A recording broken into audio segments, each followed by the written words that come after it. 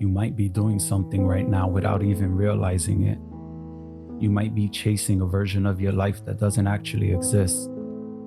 An imagined life, one where you finally feel settled, confident, whole.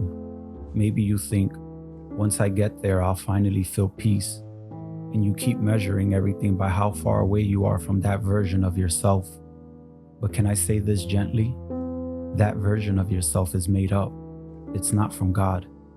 It's from pressure, fear, expectations, maybe even comparison.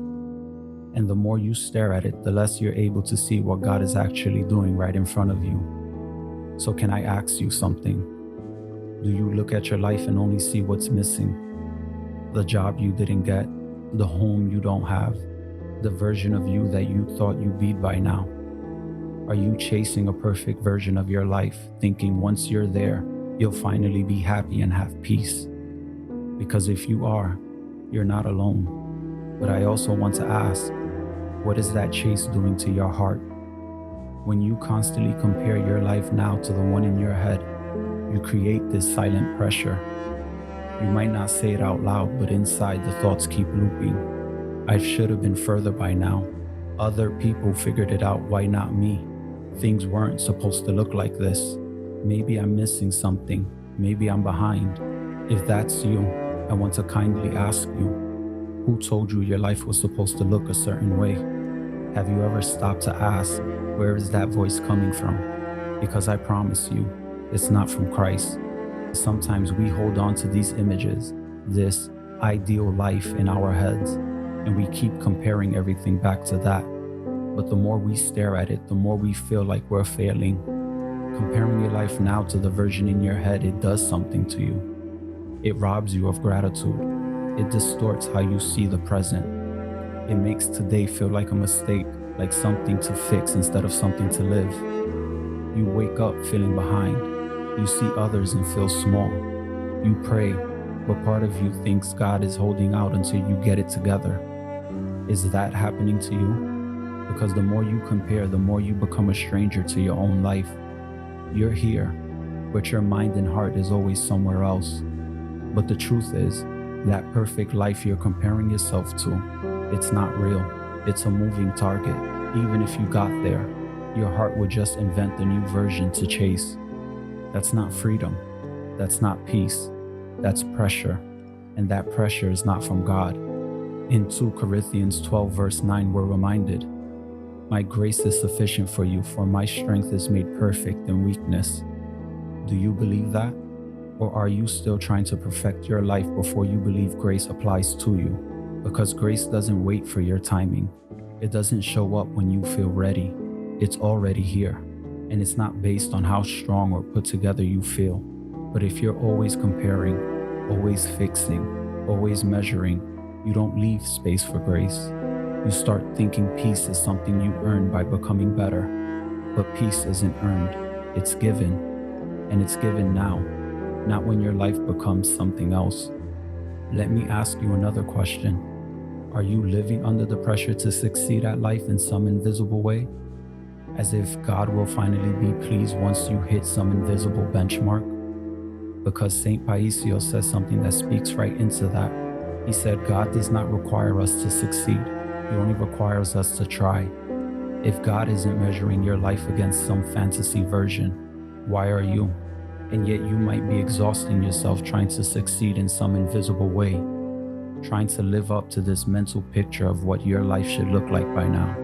But that's not what God is asking of you. You weren't created to compete with your imagination. You were created to walk with Christ. And Christ is found in reality, not fantasy. God isn't watching your progress report.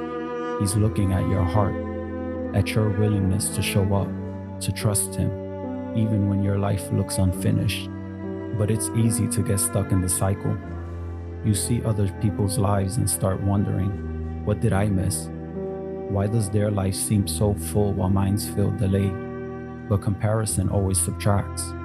It subtracts joy, it subtracts presence, it even subtracts your ability to recognize grace in your own story. And over time you start thinking God is quiet, when really, you just haven't been listening here.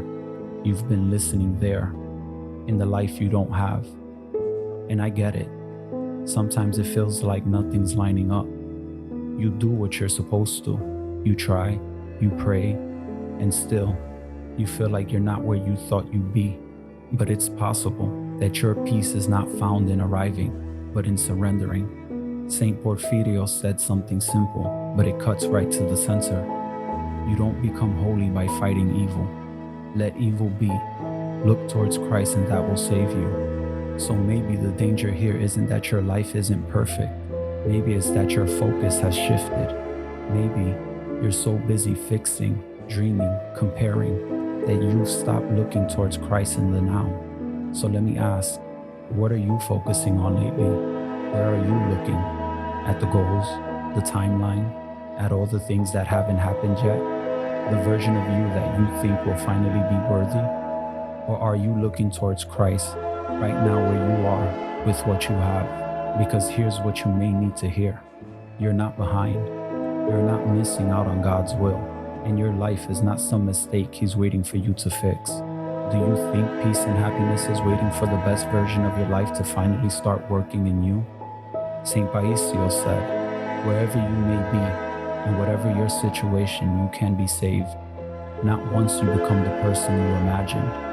Now, here, in this life. So if you've been comparing, chasing, measuring, trying to earn peace, maybe it's time you let go of that perfect image in your head. Stop asking, why am I not there yet? And start asking, what is Christ doing with me here? Because you don't need a better job or a bigger house or a more put together version of yourself for God to meet you. You just need to stop and say, Lord, I am here, and I trust that you are too. Because He is here, and He is not ashamed of your life. He is not waiting for you to catch up. He is just waiting for you to look up. Because maybe peace isn't waiting in the life you imagine. Maybe it's hidden in the life you're living now. Let Him meet you in the life you already have. It might not be perfect, but it's where salvation begins. Glory to God for all things, and God bless.